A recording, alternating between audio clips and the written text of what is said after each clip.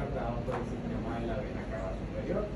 Y ese drenaje de lo que corresponde a la parte linfática, ¿verdad?, que va a ser un complemento, también va a estar vinculado o va a correlacionarse hacia lo que sería esa zona próxima de la vena cava superior a través de los conductos torácicos y el tracto linfático derecho. Entonces, en ese sentido, nosotros vamos a encontrar que ese sistema de la vena cava superior va a ser el encargado de drenar la sangre de todo lo que sería la estructura de la cabeza a nivel interno y externo. Además, también va a ser responsable del drenaje venoso del miembro superior, ¿verdad?, a través de sus diferentes componentes de vena, y también de la porción torácica, ¿verdad?,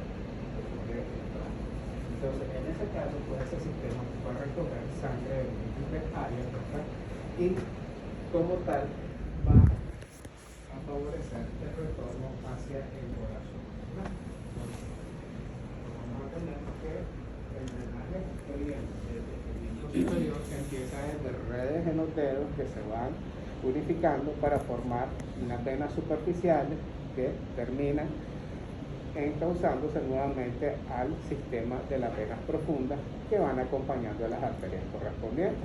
Entonces, al final se van uniendo y van formando venas de una forma paralela. Entonces, la vena axilar es la continuación de la vena humeral, ¿verdad? La humeral viene desde quién? Desde la radial y de la ulnar, ¿verdad? Entonces tienen radial, ulnar, humeral, braquial, después la axilar, y esa axilar se va a convertir en vena subclavia. Entonces, pero eso ya va a ser cuando pasa el nivel de lo que sería el borde interno, el borde externo de la primera costilla, ¿verdad? Entonces vamos a tener esa zona de ahí. Entonces, en el borde externo de la primera costilla vamos a tener que hacer el cambio, ¿verdad?, de vena axilar a vena subclavia, y esa vena subclavia va a ser clave para la formación de lo que va a corresponder a lo que sería la vena cava superior, ¿verdad? Entonces, en ese sentido, nosotros tenemos como principal vaso a quién? A la vena yugular interna. Entonces, esa vena yugular interna, ¿desde dónde se va a originar? Esa vena yugular interna se va a originar desde el nivel de la base del cráneo en lo que sería el nivel del agujero yugular. Si recuerdan, eso estaba entre lo que era el temporal y lo que era el occipital. Y esa vena, ¿verdad?, va a ser la continuación de algo que se llamaba el seno sigmoideo. Si nosotros recordamos, también habíamos hablado del surco de ese seno sigmoideo que pasaba por varios de los huesos, ¿verdad? Entonces vamos a tener que la continuación de ese seno sigmoideo a nivel del agujero yugular se continúa como vena yugular interna que va descendiendo por la superficie lateral, ¿verdad?, y va en compañía inicialmente de quién? De la arteria carótida interna, y más hacia abajo, ¿con quién? Con la carótida primitiva o común, y ambos pasos van en conjunto con el nervio vago y van a conformar lo que se llama el paquete neurovascular o vascular nervioso del cuello, ¿verdad? Entonces va descendiendo junto con carótida interna, ¿verdad?, y después con lo que sería la carótida primitiva o común. Entonces, finalmente aquí tenemos esto que correspondería a la zona de la vena axilar, y esta zona de acá que tenemos ya la primera costilla, el borde externo. Entonces aquí sería la zona del cambio, y entonces eso correspondería a la vena subclavia. Entonces al final, pues esa va a unirse con la vena yugular interna. Entonces, ¿qué vamos a encontrar como tal? Esa vena yugular interna va a recoger sangre de dónde? Principalmente de las estructuras intracraneales, pero al mismo tiempo también de las estructuras extracraneales, y vamos a tener que tiene afluentes que están relacionados también con lo que sería el drenaje de estructuras a nivel del cuerpo, ¿verdad? Entonces, ¿qué pasaba con eso? Entonces, que esa vena yugular interna en ese momento, cuando venía descendiendo, en su origen por acá, tenía un ensanchamiento que se llamaba el bulbo superior, y eso donde se alojaba en la fosa yugular. Entonces, era una dilatación, un engrosamiento, ¿verdad?, lo que se llama como una especie como de globito, ¿verdad?, que estaba alojado en la fosa yugular. Además, un poquito antes de venir y unirse con la subclavia, va a tener otro ensanchamiento por este nivel, y va a hacer, en este caso, pues, el bulbo inferior, y eso correspondería, ¿verdad?, a marcar un poco la zona próxima de la unión con lo que es la subclavia para formar después la vena brachiocefálica o tronco venoso brachiocefálico, ¿verdad? Entonces aquí podemos ver la yugular interna, ¿verdad? Tenemos esto de acá y tenemos una serie de afluentes, ¿verdad?, que en este caso serían extracraneales, ¿verdad?, lo que estamos viendo, y esto correspondería a lo que se ve como sombreado básico, que serían los afluentes intracraneales. Entonces, esos afluentes intracraneales están relacionados con quién? Con los senos venosos que están inmersos en la dura madre, ¿verdad? Y esta zona de acá es lo que correspondería al seno sigmoideo, ¿verdad? Entonces, ¿qué pasa con eso? Ya decíamos que al final él se iba a continuar a ese nivel, ¿verdad? ¿Con quién? Con lo que iba a ser la yugular interna. Entonces, ¿qué más tenemos? Las venas oftálmicas de las que hablaron la semana pasada, ¿verdad? Con la arteria, ¿verdad? Entonces, simplemente van a ser las estructuras que vienen formándose, van acompañando una serie de tributarios que van junto con las ramas de la arteria, ¿verdad?, para formar finalmente la arteria oftálmica, y esa va hacia los senos de la dura madre, ¿verdad? Entonces, las venas laberíticas que están en el espesor del oído interno, ¿verdad? Hablamos de las venas diploicas que están acá en la superficie del hueso, ¿verdad?, directamente en la parte del diploide, que es la cara o la capa intermedia, ¿verdad?, en el hueso esponjoso, ¿verdad? Y vamos a tener las venas meninges, ¿verdad?, que esas venas meninges también van a estar en relación con la proximidad, pues acá no se ven directamente, ¿verdad?, pero estarían no inmersas propiamente en la dura madre, en los desdoblamientos, sino que van por la superficie, en este caso interna, pero que al final van a fluir hacia dónde, hacia los senos venosos. Y teníamos las venas cerebrales, que son todas esas que estamos viendo por acá, que corresponden a las distribuciones de las arterias que van por las diferentes circunvalaciones, ¿verdad? Entonces, al final, todos esos sistemas venosos van a terminar fluyendo de una forma directa o indirecta hacia los distintos senos de la dura madre, y por medio de ellos van hacia dónde, hacia lo que sería el seno sigmoideo, ¿verdad?, que finalmente se va a continuar después hacia la zona de la base del cráneo con lo que sería la vena yugular interna. Entonces, entre esos afluentes extracraneales, entonces, ¿qué tenemos? Esa vena retromandibular. Y esa vena retromandibular es esta zona que se está formando por acá. Entonces, miramos ese tronco que viene, esta era la yugular interna, ¿verdad? Entonces, miramos esto, que es la vena maxilar, y esta es la temporal superficial. Entonces, esa vena, entonces, retromandibular, se forma de la unión de la vena maxilar o maxilar interna y la vena temporal superficial. Entonces, esa vena retromandibular va a tener un tronco que desciende principalmente en el espesor ahí cercano a la parótida, ¿verdad? Aquí se ve que está cubierto, ¿verdad?, en el espesor de la parótida, y va en relación con qué estructura vendría acá seccionada. Esto de acá, el borde posterior de la rama ascendente, ¿verdad?, cercano a esa zona, por eso se llama vena retromandibular. Pero esa vena entonces tiene dos detalles. Por un lado viene y termina confluyendo hacia este otro vaso que va a ser la vena facial, y por el otro lado viene y forma un tronquito pequeño que va a tener acá comunicación con otra de los vasos, que es este que está aquí seccionado, y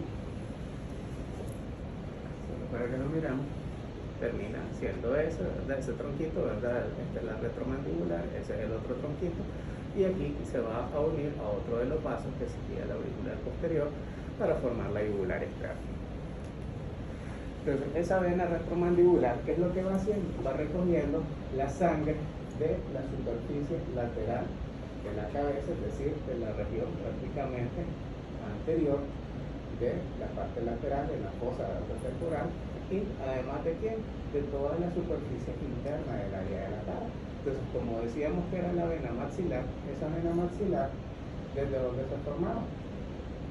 Al igual que la arteria maxilar, había una serie de ramas, entonces siempre van acompañados de una vena, a veces doble, a veces una sola, ¿verdad? Pero esas venas vienen fluyendo de los mismos territorios hacia donde llegan las ramas de la arteria maxilar, pero regularmente en el espesor de la fosa intratemporal ¿Se acuerdan que mencionaban las diferentes porciones? Porque algunos decían 3 porciones, pero volvían a hacer 4 porciones, entonces no importa tanto pues, si son 3, 4, ¿verdad? No sé, todas son las ramas.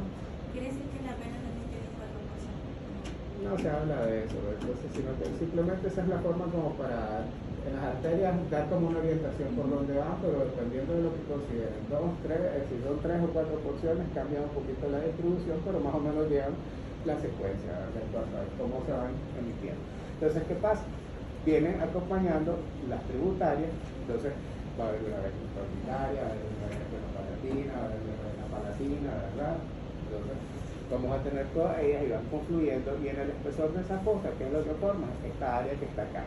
Entonces, si se fijan, una gran cantidad de vasos entrecruzados que forman una especie como una enredadera, ¿verdad? Como que se fuese una telaraña, y eso es lo que se llama plexo venoso pterigoideo. Entonces, ¿qué pasaba? Cuando uno ponía las famosas técnicas alveolares posteriores superiores, decía, no introduzca excesivamente porque hay más riesgo de funcionar esa zona, ¿verdad? Entonces, se va formando ese plexo venoso pterigoideo, ¿verdad? Al interconectarse las diferentes venas, ¿verdad? Que estaban acá en esa relación con ellas. Igual teníamos acá las venas dentarias, la vena bucal, ¿verdad? Entonces teníamos las de la posterior superior. Entonces, pero toda esa zona al final confluía y da origen a la vena maxilar o maxilar interna, ¿verdad? La maxilar interna entonces juntaba con la temporal superficial. Igual también tenía tributarias que acompañaban a la rama, es decir, que vendría una vena que acompaña a la cigomática orbitaria, a la transversa facial y los ramos que vienen desde las venas que vienen desde el cuero cabelludo. Entonces la unión de ellas forma esto, que sería la vena retromandibular, que tiene por un lado la conexión para la yugular externa, para el origen, y el otro va a desembocar hacia dónde, hacia la vena facial. Entonces miramos esta vena faríngea. Entonces, ¿qué pasa con eso? Son una gran cantidad de venas que van a formar algo parecido a eso que se está viendo ahí, plexos, en las paredes de las superficies laterales y posteriores de la faringe, ¿verdad? Y que finalmente van a terminar, ¿verdad?, fluyendo hacia los sistemas de lo que va a ser la yugular interna, ¿verdad? Entonces, después, esa vena facial, que es este vaso que está acá, un vaso que se va a originar en el ángulo medial del ojo, como la famosa vena angular, que era el término con el que se conocía la forma terminal de la arteria, ¿verdad? Entonces, ahora, esa vena que está hacia acá, que es la vena angular, tiene anastomosis también. ¿Con quién?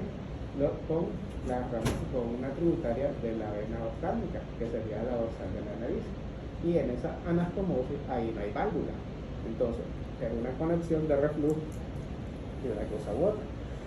Por eso es que se habla de que cuando hay infecciones en la zona de acá del espacio canino, cualquier émbolo infeccioso puede reaccionar el vaso, puede introducirse y eso va directo después por la vía de la oftálmica. ¿Hacia dónde? Hacia el seno cavernoso y causar la famosa trombosis del seno cavernoso, que va a dar una serie de trastornos neurológicos, ¿verdad? Que incluso hasta pueden comprometer la vida del paciente al diseminarse, ¿verdad? Entonces, esa vena facial entonces es un vaso, ¿verdad?, que viene descendiendo de manera oblicua, ¿verdad?, desde el ángulo medial del ojo hacia la zona del cuello, ¿verdad?, en la proximidad aquí de la base de la mandíbula. Si la vemos, tiene un recorrido que está un poco más rectilíneo. La arteria facial tenía algo característico y era un recorrido sinuoso, tortuoso, ¿verdad?, serpenteante, ¿verdad?, y la vena va en una posición posterior y es un poco más recta. Entonces, ¿qué va a recibir? Vasos iguales que corresponden a lo que eran los vasos de la nariz, los labiales, las submentales, ¿verdad? Y también en la zona próxima acá de la glándula submandibular va a recibir otros pequeños vasitos. Al final, pues esa vena entonces termina desembocando ¿en dónde? En la yugular interna. Entonces, ¿qué hace? Recoge la sangre de la mayor parte de las estructuras superficiales de la cara, porque las estructuras profundas pues van a estar más bien relacionadas con los maxilar internos, que antiguamente pues esa facial también recibía el nombre de maxilar externo. Entonces, al final, ¿qué más vamos a encontrar? La vena lingual. Entonces, la vena lingual vendría por este sector, ¿verdad? Entonces, eso es lo mismo de la facial, ¿verdad?, que viene acá. Entonces, la vena lingual, ¿desde dónde va a venir? Igual, desde la superficie de la lengua ¿A través de quién? De los vasos que acompañaban a las arterias terminales. ¿Quiénes eran esos? Las profundas de la lengua y la sublingual. Entonces, tienen venas acompañando a esos vasos. En el caso de la vena lingual profunda, ¿verdad?, recibía el nombre de ranina y era la que mirábamos clínicamente en la cara ventral de la lengua, ¿verdad?, a pesar de que equivale a la lingual profunda, ¿verdad?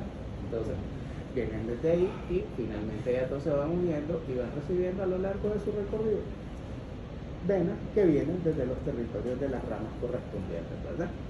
Entonces, esa vena lingual finalmente se va a unir y va a llegar a desembocar ¿a dónde? A la yugular interna. Pero ¿qué ocurre? Que en algunas ocasiones va a formar junto con la lingual, con la facial, un tronco y se conoce como tronco lingofacial. Entonces se unen las dos venas en algunas ocasiones y forman ese tronco lingofacial. Ahora, lo que corresponde a la vena tiroidea superior, pues, se va a originar ¿desde dónde? Desde el nivel de la glándula, a través de una serie de vasos que acompañan, ¿verdad?, a las ramas terminales, a las ramas tiroideas, ¿verdad? Entonces lo que serían esos ramos vienen acompañándolas, ¿verdad?, por las venas y van a formar la tiroidea. También va a recibir aquí a la laringe superior, que cuando la mencionaban en las arterias decíamos de que perforaba ¿qué cosa? Lo que era la membrana tiroidea, ¿verdad?, y que venía desde porque llegaba a la laringe. Entonces aquí también vamos a tener eso y va a desembocar ¿a dónde? Hacia la yugular interna. En otras ocasiones, ¿qué pasa? Facial, lingual y la tiroidea pueden unirse y forman el tronco tirolingofacial. Si las tres se unen, tronco tirolingofacial. Si solo se une la facial con la lingual, que de pronto a veces es más probable, forman el tronco lingofacial. Entonces vamos a tener eso, ¿verdad? Y las venas tiroideas medias, ¿verdad?, que se originarían más o menos acá en el nivel de la parte media cercana al istmo, ¿verdad?, y van a desembocar de una forma un poco directa hacia la yugular. Entonces, ¿qué es lo que van haciendo todas esas venas? Recogiendo la sangre que llegó a los diferentes territorios de las arterias correspondientes por medio de sus ramificaciones, ¿verdad? Entonces, las venas que van a acompañar a eso reciben el nombre similar, ¿verdad?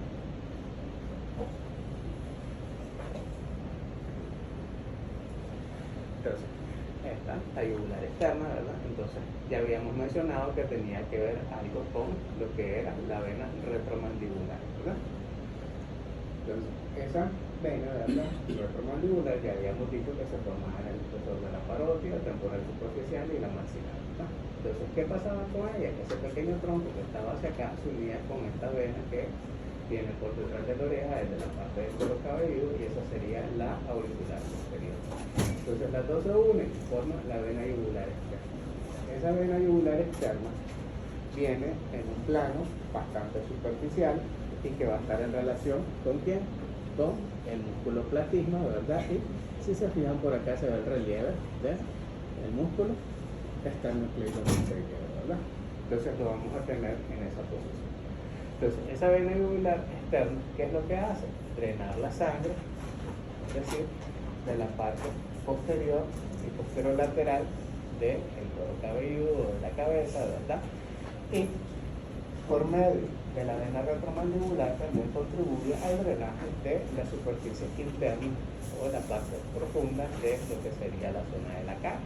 Entonces, esa yugular externa viene descendiendo, como decíamos, de una forma oblicua, ¿verdad?, que va en un plano superficial. Cuando llega más o menos aquí, aproximándose a la zona de la clavícula, que se trae la papada, que se reduce un poco, ¿verdad? Entonces va a empezar a profundizarse y ella va a desembocar finalmente ¿hacia dónde?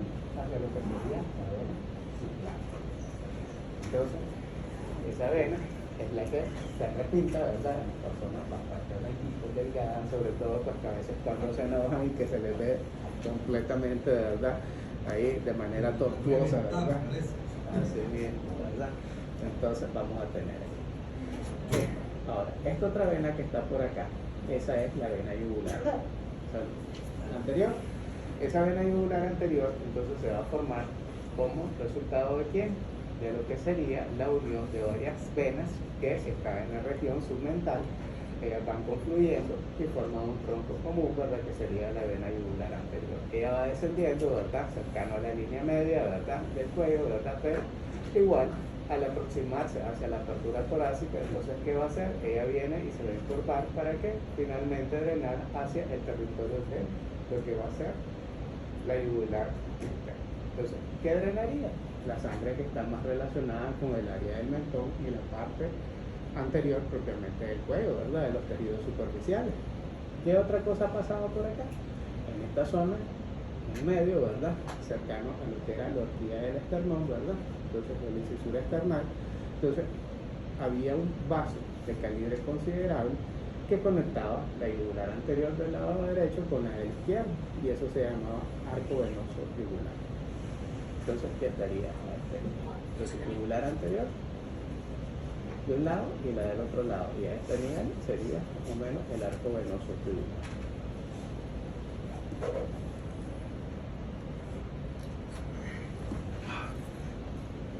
¿Qué más vamos a encontrar? Que también teníamos que preguntar. No se queda bastante. Bueno, la otra vena que está involucrada en este drenaje sería la vena cervical profunda, y esa vena cervical profunda en estas condiciones viene desde esta área. Entonces, esta es la zona del cráneo, ¿verdad? En la parte profunda, ¿verdad? Y más o menos sería este mismo sector. Entonces, viene desde lo que se nos conoce como los plexos venosos suboccipitales. Entonces, hay múltiples venas pequeñas, van uniendo, se van confluyendo, van formando esas interconexiones, y eso serían esos plexos venosos suboccipitales, ¿verdad? Entonces, en ese sentido, ella después va a dar origen, pues, a lo que sería esa cervical profunda, que va descendiendo, ¿verdad? De una forma un poco oblicua, en planos profundos, entre los músculos ya del cuello, ¿verdad? Ya no solamente decir los que mencionamos, los que estudiamos claramente, ¿verdad? Que eran los escalenos hasta donde llegamos, sino que estaría en un plano un poco más profundo, es decir, por detrás o profundo al escaleno posterior, van a estar el largo del cuello, ya cercano a los niveles de la columna, ¿verdad? Y ellos finalmente van a terminar desembocando hacia dónde? Van aquí en sentido posterior profundo y terminan desembocando a ese nivel de ahí, en la parte posterior, que sería en la vena traqueocefálica como tal, es decir, en la zona donde ya está unida la yugular interna con la subclave. Subclave, esta es la yugular interna. Entonces, esa vena, entonces, ¿qué es lo que va a drenar? Entonces, la parte profunda, ¿verdad? Que correspondería al área posterior de la cabeza, en la zona de los músculos posteriores, ¿verdad? Y favorece las intercomunicaciones con otros de los sistemas, ¿verdad? Entonces, son como vías alternas a veces para favorecer ese drenaje cuando hay ciertos grados de oclusión. Entonces, ahora, esta otra vena es la vena vertebral. Esa vena vertebral también está relacionada con eso, con la formación de los plexos suboccipitales. Pero, ¿qué pasaba? Esa vena vertebral se origina y va a acompañar a la arteria, y la arteria venía descendiendo lo largo, si se acuerdan, que en las apófisis transversas de las cervicales estaba un agujero, era el agujero del proceso transverso, y la arteria pasaba por ellos, exceptuando por el de la C7. Entonces, ¿qué pasaba?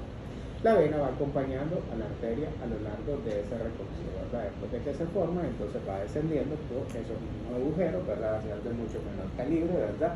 Y finalmente, pues esa vena, pues entonces, ¿a dónde va a terminar? Igual que esta, ¿verdad? Que sería la vértebra profunda, entonces va hacia dónde? Hacia la zona de lo que correspondería, ¿verdad? A la área, ¿verdad? Entonces, de la vena brachiocefálica. Entonces, vamos a tener eso. Entonces, en ese caso, pues nosotros vamos a tener ahí que ese sistema, ¿verdad? A lo largo también se va formando una serie de plexos, ¿verdad? Alrededor de lo que sería la columna vertebral, y esos son los famosos plexos raquídeos que también están interconectados con esa fase de la vena.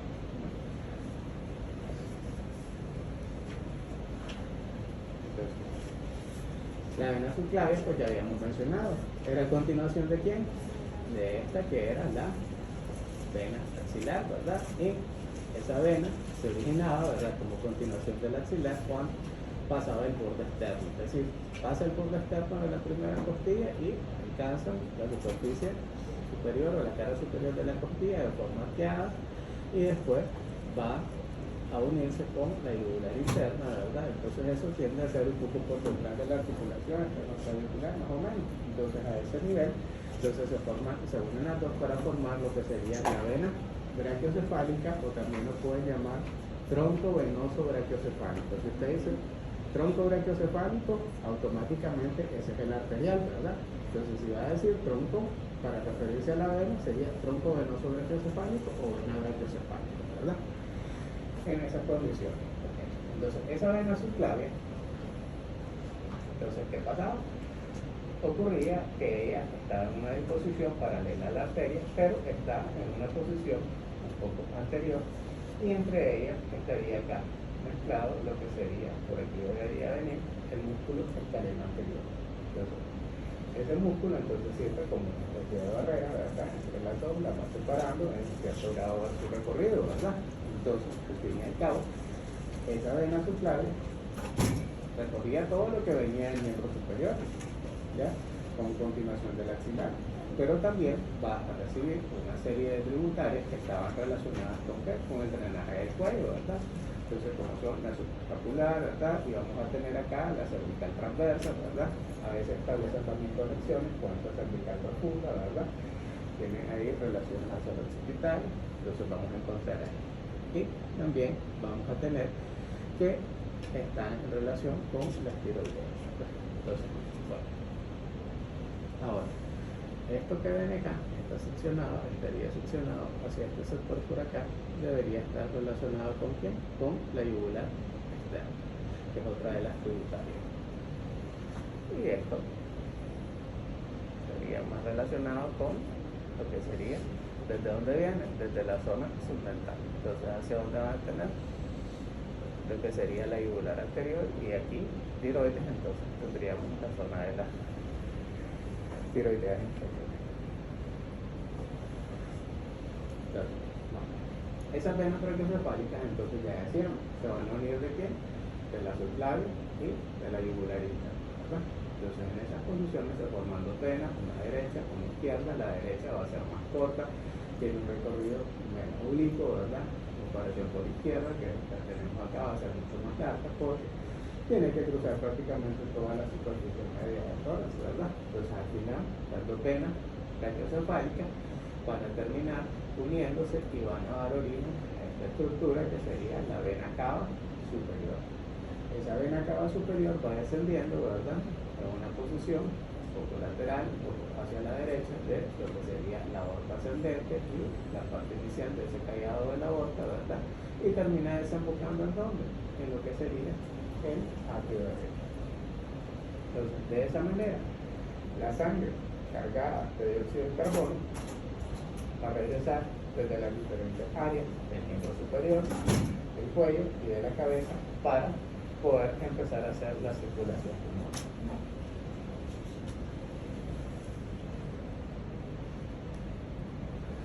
En relación con los nódulos linfáticos de cabeza y cuello, entonces, ¿qué nos vamos a encontrar?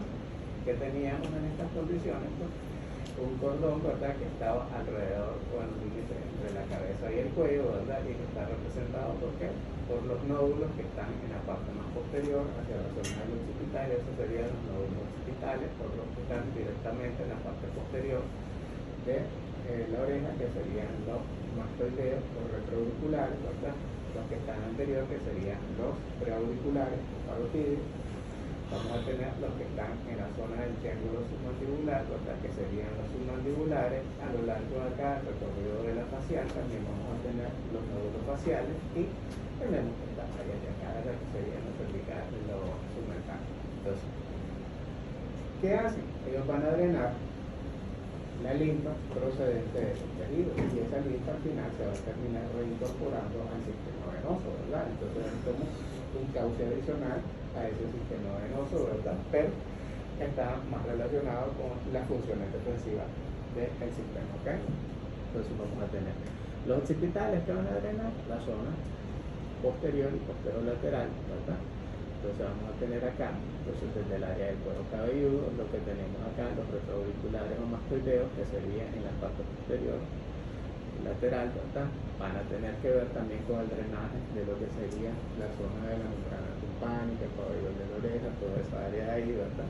Entonces los preauriculares o mastoideos principalmente están en capas superficiales y otras están en el interior de la parótida, ¿verdad? Entonces están relacionadas con ese drenaje en la parótida, van a estar relacionadas con lo que sería en sí el drenaje también del pabellón de la oreja, del cuero cabelludo, de toda esta zona de acá. Hablan de la parte que está relacionada con la superficie lateral de los párpados, ¿verdad? Y vamos a encontrar en la zona de los submandibulares, que serían uno de los ganglios principales, porque van a drenar la mayor parte de las estructuras de la cavidad oral. Entonces, los submentales drenan otra parte de las estructuras de la cavidad oral, sobre todo la zona próxima de las encías del sector anterior inferior, ¿verdad? Lo que va a corresponder a parte de la lengua, ¿verdad? Y las áreas próximas de los tejidos periorales aquí, ¿verdad? La zona mental.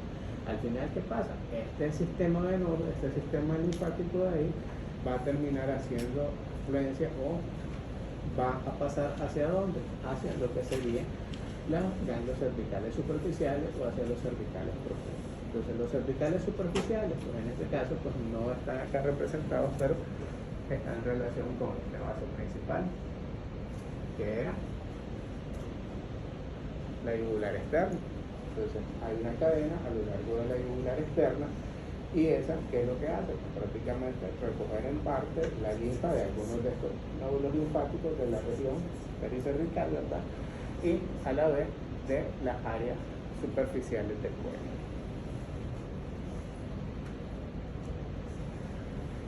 La otra cadena, entonces, que serían los cervicales profundos, y esos cervicales profundos se van a localizar principalmente a lo largo de ¿quién? De este otro vaso. ¿Quién era? La yugular interna, ¿verdad?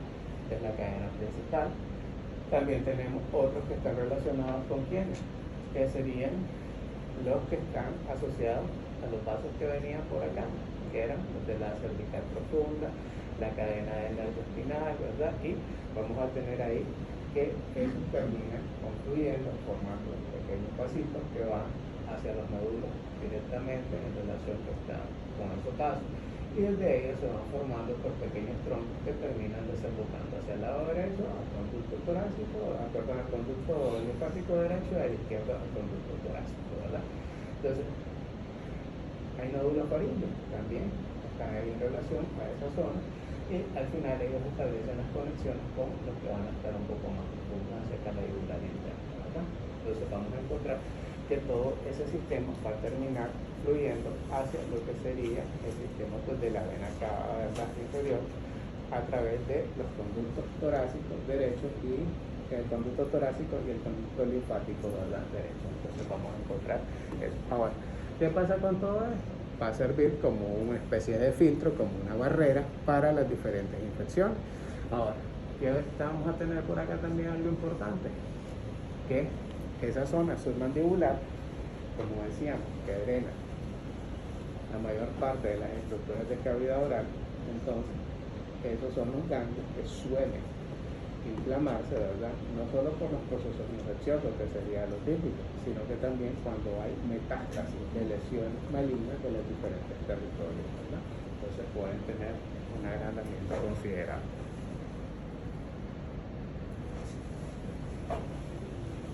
Parte 2. Es una parte A. Bien. Minimízalo.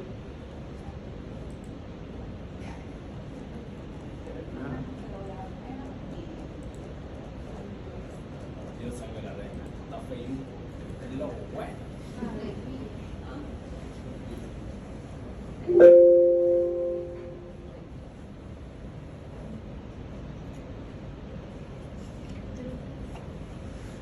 Entonces, recordemos porque ese sistema nervioso, pues, va a estar relacionado sobre todo con la interacción del organismo con el medio ambiente, ¿verdad? Y entonces, como tal, ¿verdad? Entonces ese ser vivo, al estar relacionado, es capaz de recibir estímulos, ¿verdad? Del medio externo, ¿verdad?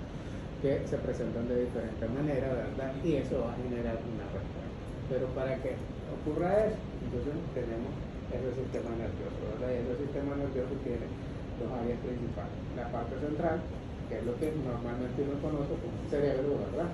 Y la parte periférica, que correspondería pues, a los diferentes nervios o troncos que van llegando a darle inervación, ¿verdad?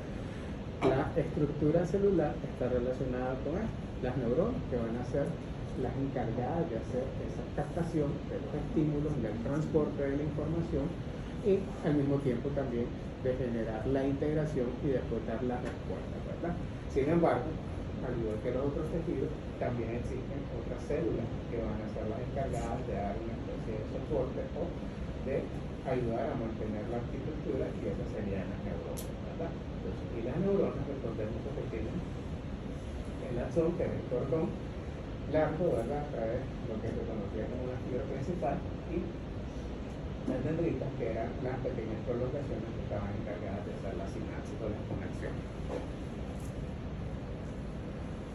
Entonces, ese sistema nervioso central, a la vez, entonces, tenía orígenes desde la vesícula embriológica, ¿verdad? Que estaban relacionadas con el cosencéfalo, ¿verdad? Que era la parte que se conocía como cerebro anterior, el mesencéfalo, el intermedio y el romencéfalo, que sería el cerebro superior, ¿verdad? Entonces, al final van a dar origen a todas las estructuras que solamente conocemos directamente, ¿verdad? Entonces, ese sistema nervioso central está conformado por la médula espinal y ese encéfalo, ¿verdad? Que es lo que mencionábamos en relación con todo. Entonces, el sistema nervioso periférico lo van a construir conformando bien los diferentes nervios raquídeos o nervios espinales, que son los que se originan de la médula espinal. Hablamos también de los famosos nervios craneales, los calypales craneales, ¿verdad? Que se mencionan, ¿verdad? Y también se menciona lo que sería el sistema nervioso vegetativo, ¿verdad? O autónomo, ¿verdad? Que tiene una división, la parte simpática y parasimpática, que de manera regular van a actuar de una forma antagónica en la mayoría de los lugares, es decir, uno estimula, el otro inhibe. Pero en algunas estructuras, como las glándulas salivales, ambos estimulan de diferentes maneras. Entonces, la médula espinal va a ser el cordón que está ubicado en el espesor del canal vertebral, que se forma por la sobreposición de la vértebra, ¿verdad? Entonces, los agujeros vertebrales, al estar sobrepuestas una vértebra sobre la otra, forma un canal que la va a proteger. Entonces, esa médula espinal entonces, se extiende desde dónde? Desde el nivel de acá, de lo que era el agujero magno, ¿verdad? O la emergencia del primer nervio cervical. Entonces, en esas condiciones nosotros vamos a tener acá, ¿verdad? Entonces, que se extiende en sentido inferior, pero ella no ocupa toda la longitud del canal vertebral. En un inicio, en el desarrollo embriológico, por decirlo así, la longitud de la columna, ¿verdad? Y de la médula son similares, pero la columna va creciendo más rápidamente que la médula. Entonces llega un momento en el que ya la médula como que no alcanza el ritmo y queda corta. Entonces ella no alcanza el espesor en su totalidad. Entonces tiene una longitud que puede variar tal vez entre 42 y 43 en algunos libros, otros hablan por un rango de 40 a 43, otros hasta 46, entonces lo dejamos en ese rango de 40 a 46 centímetros promedio, ¿verdad? Entonces para abarcarlo más o menos todo, ¿verdad? Entonces como tal, pues ya decíamos que se extendía desde la zona de acá, del agujero magno, hasta una parte que más o menos está cercano a nivel entre el dedo, ¿verdad? Pues más o menos acá.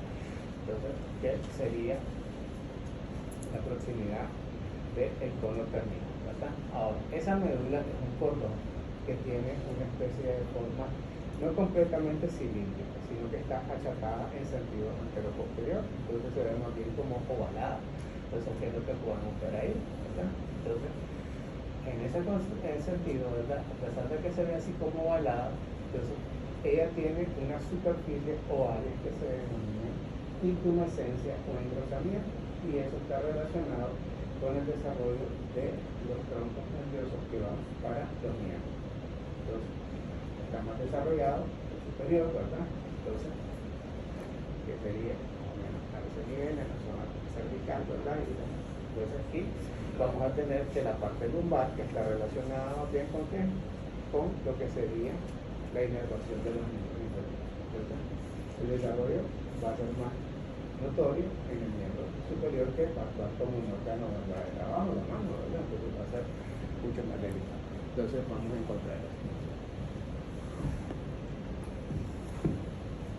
Entonces, como decíamos, la médula se extiende en cierta parte del recorrido de la columna, sin embargo, porque ella va a tener varias torsiones. Y entonces hablamos de algo que se denomina, está relacionado con los segmentos, ¿verdad? Entonces esos segmentos vamos a tener que permiten que se clasifique en regiones y hablamos de una torsión cervical, ¿verdad? Que sería esta zona de acá, lo que va a estar prácticamente en relación con las vértebras cervicales, de ahí una porción torácica que también está con la zona de las torácicas, pero de ahí ya empieza a cambiar un poquito, ¿verdad? Ya no solamente queda limitada ahí, sino que también esa zona torácica va a dar origen a la zona lumbar y después en la parte más inferior a la parte sacra, ¿verdad? Entonces hablamos de esas porciones. Entonces, ¿qué ocurre? Como decíamos, el filo terminal, el cono terminal, que es un engrosamiento, ¿verdad? Que normalmente eso puede estar por acá, más o menos el nivel de L2, ¿verdad?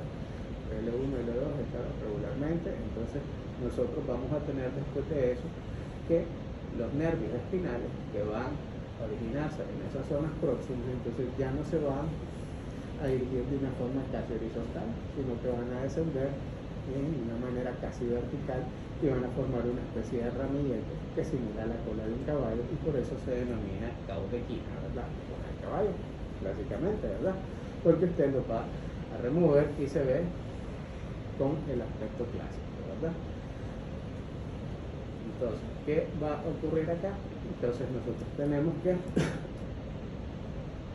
esos nervios van dirigiéndose hacia dónde?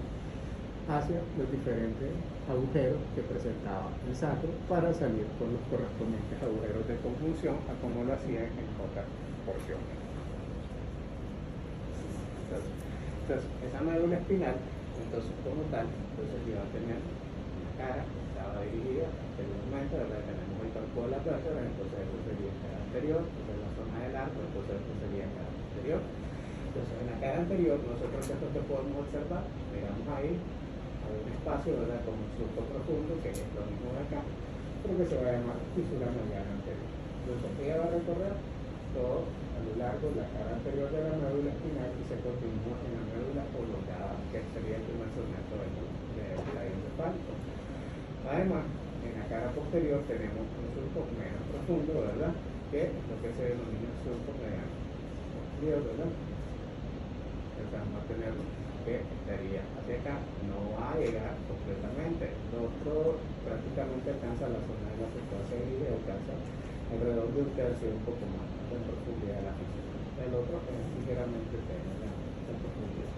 Ahora, entonces, eso nos va a permitir dividirnos, por decirlo así, en lado derecho e izquierdo, ¿verdad? Y después de eso, nosotros qué vamos a tener, que también existen otros surcos que están ubicados en sentido un poco lateral a la fisura, ¿verdad? Y serían los surcos anterolaterales o los surcos, ¿verdad? Por donde van a emerger, en este caso, ¿quiénes? Las raíces motoras de los nervios espinales. Después tenemos en la cara posterior también hay un surco, ¿verdad? Que está en la parte posterior, pero con sentido un poco lateral, y entonces eso sería el surco posterolateral y es por donde penetra. Acá entran las raíces que serían sensitivas, ¿verdad? De los nervios espinales. Entre el surco posterolateral y el surco mediano posterior, entonces hay un surco de menor profundidad que correspondería al surco intermedio posterior. Entonces, ahora, entre la fisura y el surco anterolateral se delimita esta zona, que es lo que se denomina el cordón o funículo anterior. Entre la fisura mediana y el posterolateral, toda esta zona de acá es lo que correspondería al cordón posterior, y entre los surcos posterolateral y anterolateral está lo que sería el cordón lateral, ¿verdad? Entonces nosotros vamos a encontrar, ¿verdad? Pero, entonces, ese surco intermedio posterior, ¿verdad? Entonces solamente está en el sector superior de la médula, entonces, y hacia la médula oblongada. Entonces, en ese sentido, en esa parte superior, la zona cervical, ¿verdad? Normalmente nosotros vamos a tener que todo el cordón posterior está dividido en dos porciones, en Lo que sería el fascículo grácil, ¿verdad? Que sería hacia acá, y el fascículo cuneiforme. Entonces, eso sería parte de la estructura externa, ¿verdad? Entonces, ¿qué pasaba con eso? Nos va a ayudar a comprender un poquito lo que se llaman los segmentos, ¿verdad?, nerviosos. Entonces, ¿qué sería ese segmento nervioso? Correspondería a los diferentes cortes transversales que incluirían sustancia blanca, ¿verdad?, sustancia gris y la emergencia del correspondiente nervio espinalo-raquídeo, ¿verdad?, que tiene una raíz motora, en este caso pues sería la sensitiva, que es la posterior, ¿verdad?, y una raíz acá anterior que sería motora. ¿Por qué diferenciamos eso? Miramos esto. La profundidad es abundante, entonces ¿qué va a hacer? La fisura mediana anterior, y por el otro extremo sería el surco posterior. Entonces vamos a tener eso. Entonces eso sería lo de los segmentos nerviosos. Y como tal, entonces, ¿qué vamos a tener acá? Que vamos a encontrar 8 segmentos cervicales, es decir, que van a haber 8 pares de nervios cervicales. Vamos a tener también lo que serían 12 segmentos torácicos, vamos a tener 5 segmentos lumbares, 5 sacros, ¿verdad?, y un segmento coxígeno. Entonces, ahora, cada uno de esos, entonces vamos a tener que está conformado por la raíz motora, ¿verdad?, que sería la raíz inferior, y la raíz posterior, que sería la sensitiva. Y la raíz sensitiva, nosotros nos fijamos que tiene eso, un ensanchamiento. Y ese ensanchamiento, ¿qué va a hacer? El ganglio. Y entonces ese ganglio lo que va a alojar son los cuerpos de las neuronas, que son las encargadas de captar los estímulos sensitivos, ¿verdad? Entonces, pues, esas dos raíces se unen y forman como tal lo que sería el nervio espinal, ¿verdad? Entonces, esos nervios espinales o raquídeos son los que se distribuyen, ¿verdad?, en las diferentes áreas, y después ellos se van a dividir en una rama anterior, una rama posterior, y van a dar origen en algunos casos a los famosos plexos, ¿verdad?, y en otros van a dar troncos directamente que se extienden a áreas específicas. Bueno, entonces el tallo encefálico sería la continuación de lo que es la médula prolongada, es decir, de la médula espinal, una vez que alcanza el nivel del agujero magno, o que se da la emergencia del primer par de nervios cervicales. Entonces, como tal, se originaba entonces ¿de quién? De esas vesículas primarias, que serían el rotoencéfalo y el mesencéfalo, ¿verdad? Tiene 3 porciones: la porción inferior, que es el bulbo raquídeo, o la médula elongada; la porción intermedia, que sería el puente; y la porción superior, que sería el mesencéfalo, ¿verdad? Entonces, ahora, en ese sentido, vamos a tener límites. Entonces, esto de acá, lo mismo, sería la difusión de las pirámides, el inicio, ¿verdad?, o el agujero magno, o la emergencia del primer par de nervios cervicales. El límite entre el puente y lo que va a ser la médula elongada sería, en este caso, un surco profundo en la cara anterior, que sería el surco bulbo continuo, o también lo llaman bulbo protuberancial, porque el puente lo conocen también con el nombre de protuberancia. Y entre el puente y el mesencéfalo vamos a tener en la cara anterior otro surco, ¿verdad?, que sería el surco pontopeduncular. En la cara posterior, igual vamos a tener siempre acá el surco pontopeduncular, pero en lo que corresponde a la cara posterior, el puente de médula elongada, vamos a encontrar que lo forman algo que se llama las estrías medulares, estrías acústicas o barbas del cálamo. Entonces, lo que corresponde a la médula elongada, que ya sabemos que es ese sector, ¿verdad? Entonces, esa es la cara posterior, y se van a ver en lo que se llama fosa romboidea, que está conformada por parte del puente y parte del médula elongada. Entonces, hay una serie de relieves así, un poquito como ondulados, que van de manera transversal, que son las estrías medulares, las estrías acústicas o barbas del cálamo. Entonces, esas van a corresponder al límite posterior entre médula elongada hacia abajo y puente hacia arriba. Entonces, la estructura externa, entonces, ¿qué implica? Que nosotros tenemos acá una cara que es típicamente anterior, y ¿qué es lo que miramos? La continuación de la fisura, ¿verdad?, el surco anterolateral, el posterolateral, bien, como más secado, ¿verdad? Y entonces queda en el surco anterolateral vamos a encontrar la emergencia del nervio hipogloso, que es el gloseado paracraniano. En el posterolateral, de arriba hacia abajo, va el glosofaringeo, que es el noveno, el vago, el décimo, y el accesorio espinal, que sería el gloseado paracraniano. Vemos de que en la zona de separación de los dos porciones, es decir, entre el nódulo elongado y el puente en el surco continuo, tenemos la emergencia de varios nervios, entonces cercanos a diferentes áreas. Entonces, esta zona ensanchada que vemos acá es la continuación de quién? Del cordón anterior, y es lo que se conoce como las pirámides. Entonces, esas pirámides contienen a los tractos de la vía piramidal, ¿verdad?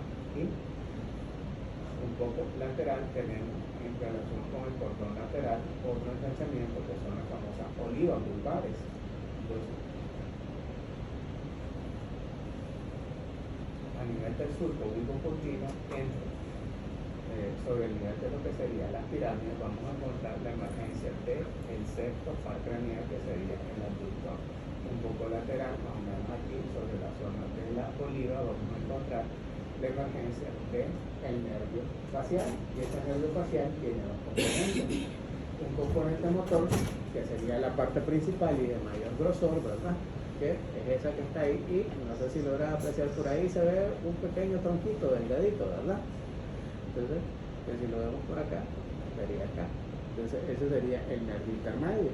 Ese nervio intermedio está conformado por fibras vegetativas, y vamos a tener que son los que están relacionados con la inervación gustativa y la inervación parasimpática para las glándulas.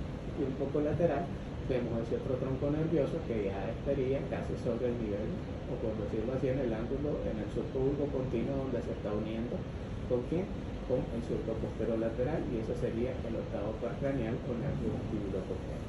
Entonces, de esa manera tenemos la emergencia de esos troncos nerviosos.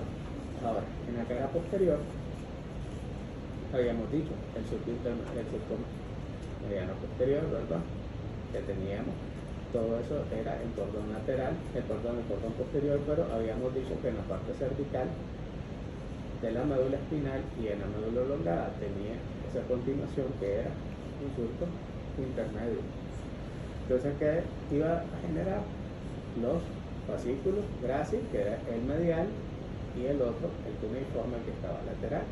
Y finalmente ellos terminan en unos ensanchamientos que son los tubérculos gracis y el tubérculo cuneiforme, que van a alojar internamente a los núcleos del genoma, que son parte de los núcleos de la sustancia reticular. Entonces vamos a encontrar esas estructuras ahí. Entonces lo miramos ahí de esta manera. Bien. Fascículo gracis, tubérculo gracis, fascículo cuneiforme, tubérculo cuneiforme. Y ya después acá, que es lo que vamos a tener, ya la zona que correspondería a la zona del oliva, ¿verdad? Entonces eso sería bien. Entonces en orden sería el glosofaringeo, el vago y el accesorio, que vamos en sentido descendente.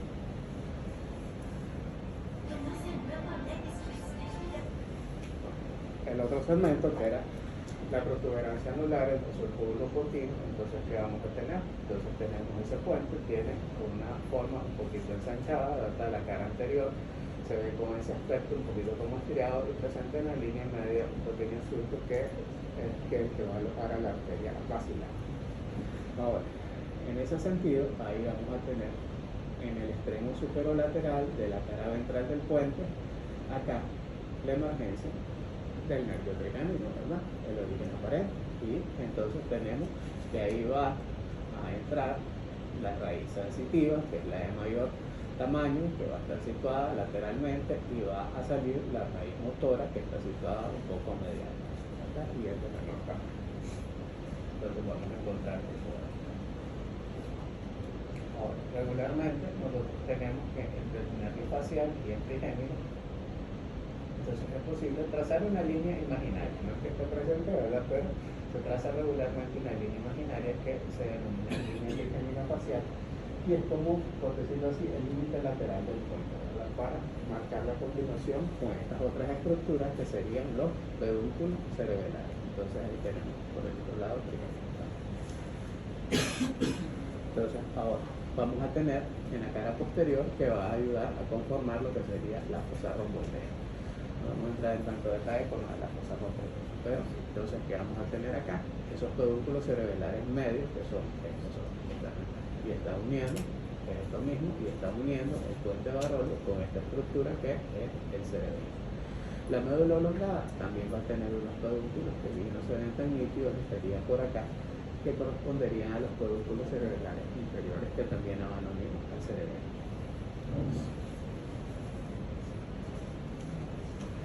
El mesencéfalo, ¿verdad? Entonces nosotros lo que vamos a encontrar es que tenemos acá una serie de estructuras, ¿verdad? Entonces, ¿desde dónde va? Desde el subconco peduncular hasta el nivel donde se va a continuar o se va a introducir en el área del diencéfalo.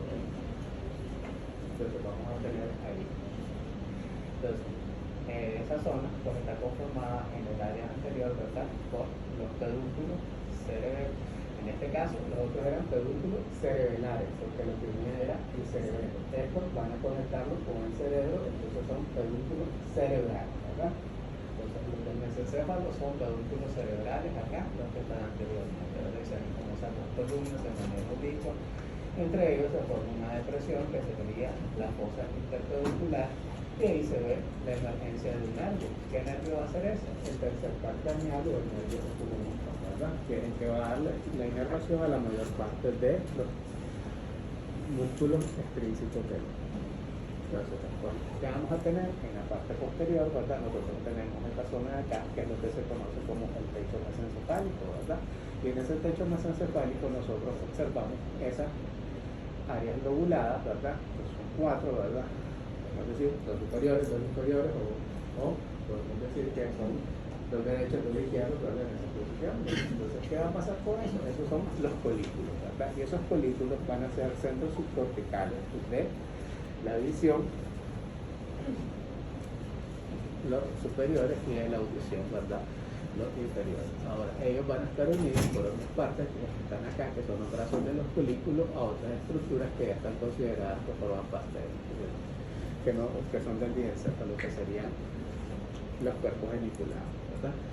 Entonces, ahora, ¿qué pasa por acá? Nosotros vamos a tener debajo de los colículos inferiores, que son centros subcorticales de la audición, entonces vamos a tener la emergencia de el cuarto par craneal, el troclear o patético, que es el único nervio craneal que emerge por la superficie dorsal del tallo. De ahí todo emergen por la superficie anterior a través de los diferentes surcos, ¿verdad? Entonces, va a contornear después los pedúnculos cerebrales y es lo que estamos viendo por aquí, ¿verdad?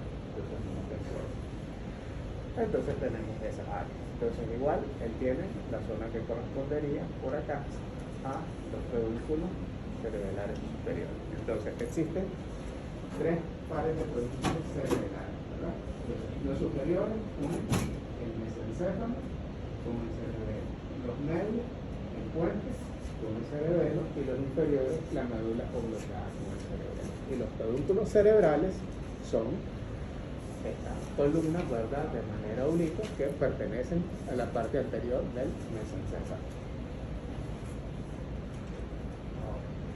Bueno, eso es lo de la fosa romboidea, pues no vamos a entrar en mayor detalle, solo ahí para que vean, eso es lo de las vías medulares o barbas del cálamo, ¿verdad?, o acústicas, que son el límite entre esta zona de acá, que sería parte del puente, y esta es parte de la médula oblongada. Entonces ahí están seccionados los pedúnculos, y eso sería el pedúnculo cerebelar superior, eso es el medio, el más ancho, y el inferior que viene hacia acá. Entonces ahí se ve la relación con lo que sería el cerebelo, y el espacio que está acá entre el cerebelo y esta fosa romboidea es el área donde se va a situar el cuarto ventrículo, y ese cuarto ventrículo está lleno de el líquido cerebroespinal, ¿verdad?, que va a recorrer también lo que hay en la configuración interna de la médula espinal como hasta, ¿verdad? Entonces, cuando mirábamos esa parte ahí, no era una de pasar rápido ahí, se me olvidó ahí. Entonces, ¿qué hay? La sustancia gris está dispuesta en la médula espinal en forma de una H, ¿verdad?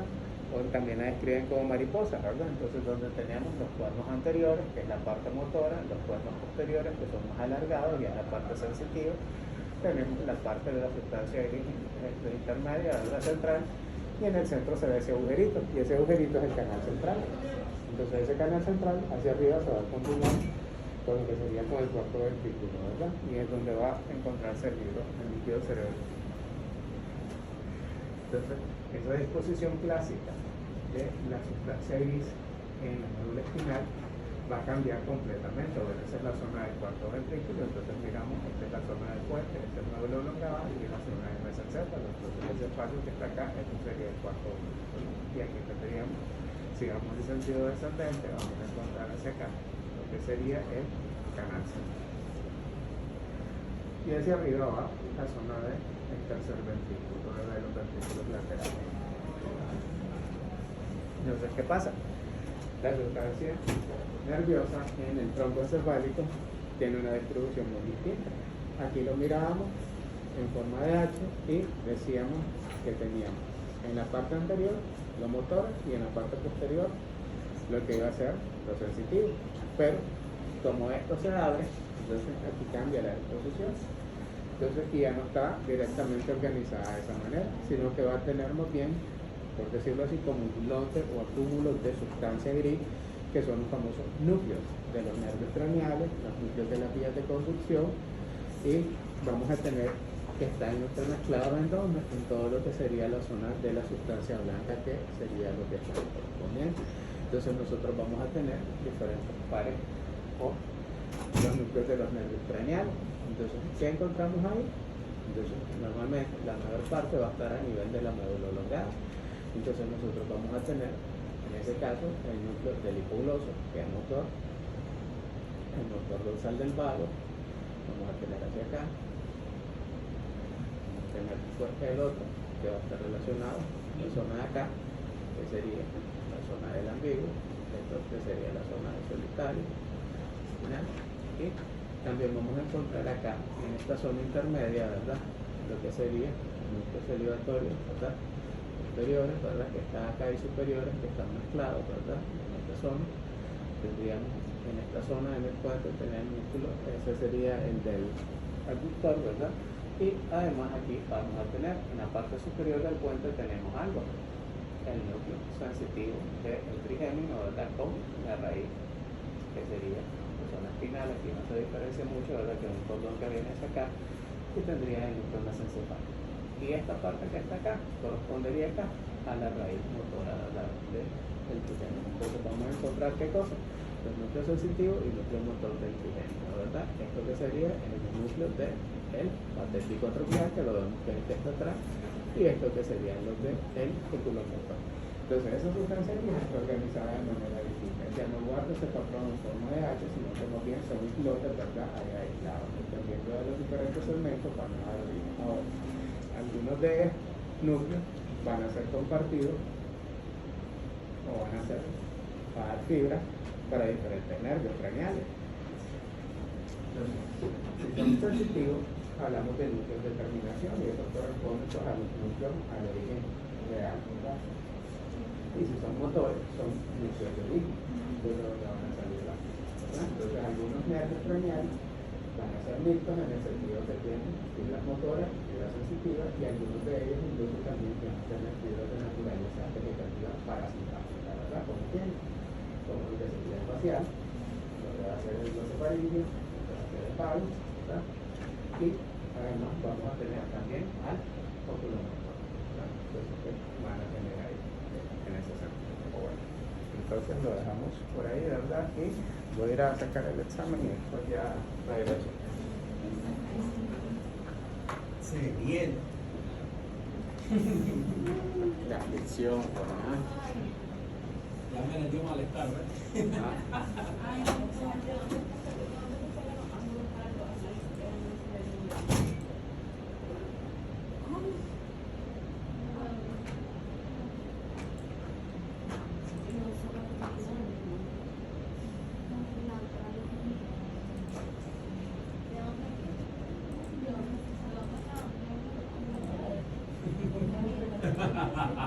Embrujada. Sí, pero vamos a ver cuánto son. Ah, ok. Tienen que medir 4, miren. En la parte lateral. Igual, el salón. Si lo va a ocupar en clase media. 5, que son 10 milímetros. 2 pulgadas. En cada lado. Y acá, la Ya ven.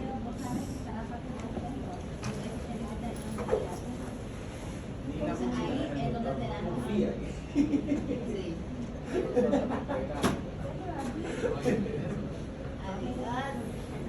Adiós, doctor. Granito de arroz.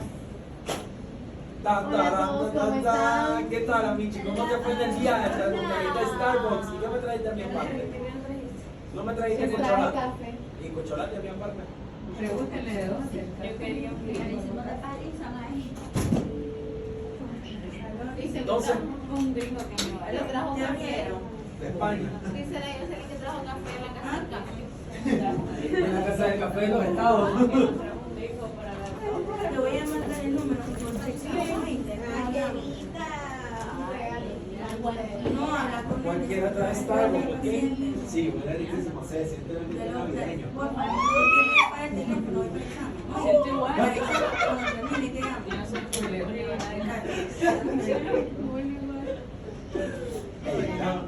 Iba a decir, ya sabes, el mismo plan, va a escribir aquí todo desde el principio.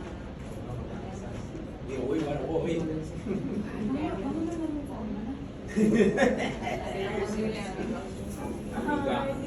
Pero la que yo confío que me hizo salir mal.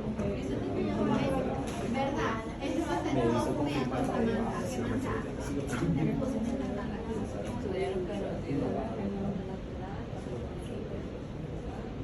Sí, pero no.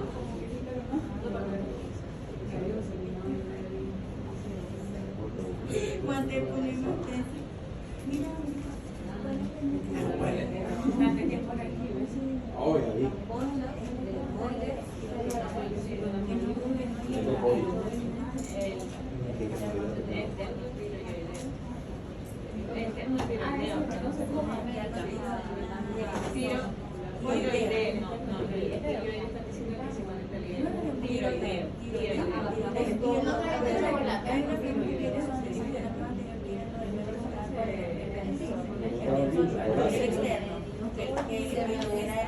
Yo sé, no trajiste pero ni la envoltura del chocolate.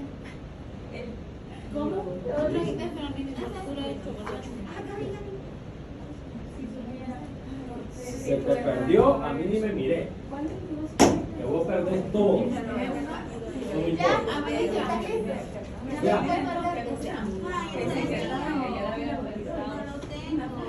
No puede ser el club porque ya está gastado. Bien marcado. ¿Ah?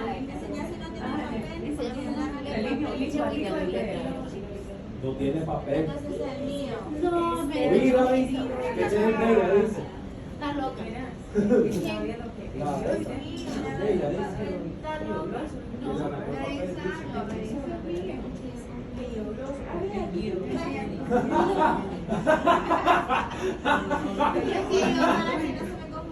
Ya no, papá, y yo dije, sí, a vos, que no tiene papel. ¿Qué hacía aquí? Y yo me acuerdo. Yo se lo vi porque estaba en porque van a cumplir ¿Verdad? Es fácil. Sería feísimo. Ya saben, si hacen preguntas, volver a mandar mensajes. Por favor, muchachos. ¡Racatacataca! ¡Lucy! ¡Ay, payaso! ¿Cómo es?